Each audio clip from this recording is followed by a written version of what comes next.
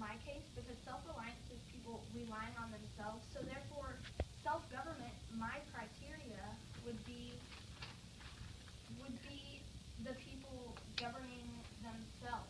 So then it's their own members. So therefore, the members of the society are relying on themselves, and so that is self-reliance.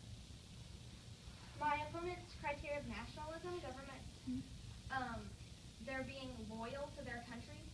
So democracy, if the people are governing themselves, they're going to be loyal. My opponent's first contention, she said that I asked, whenever she was asked how would the Middle East have democracy, she would say that they didn't want the United States help and that they would do it themselves. And I asked her, well, how would they do it by themselves? And she said that it would be just like the United States did it. And continuing into her second contention, she stated that the United States democracy was failing. Therefore, if the Middle East created democracy themselves, just like the United States did, wouldn't their democracy fail just like the United States did? Therefore, making her first and second contention invalid. My opponent's third contention, if the U.S. is still successful, why is it a failure? Our country has not gone down yet, so how can you point that it's failure yet? You can't point that someone has failed until they've actually gone down and they've actually failed. My opponent attacked my value of individual liberties, and individual liberties is a part of democracy. It's not democracy as a whole. There's many parts to democracy, and it being one because the individuals are freely exercising their rights, so therefore that's a part of democracy. My opponent attacked my criteria of self-government.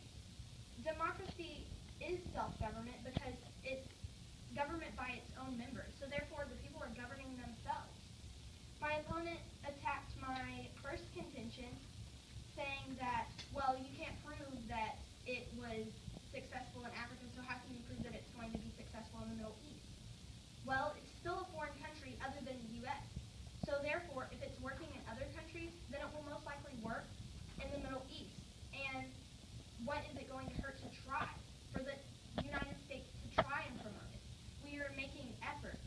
It's not saying that the United States is going to go in there right now and enforce it. They're going to use efforts to promote it. My opponent attacked my second contention. Democracy is composed of individual liberties. Therefore, it's like I said earlier, they're governing themselves. So they're having their individual liberties, freely right to vote and to voice their opinion. My opponent attacked my third contention, and it's giving, if they're going to desire democracy in and around the Middle East, then why don't you go in and try to promote it? I would like to reiterate my case. My value in today's debate is the highest because individual liberty is the liberty of an individual to exercise freely those rights generally accepted as being outside of governmental control. Therefore, this is democracy because the people are governing themselves, leading to self-government. So they're not having governmental control. They're governing themselves. My first contention, democracy in Africa. If democracy has sustained itself in Botswana, Africa, a foreign country, a country other than the United States since 1966, then how can you prove that it's going to fail in the Middle East until you actually try it? My second contention, that is why I asked for the affirmative.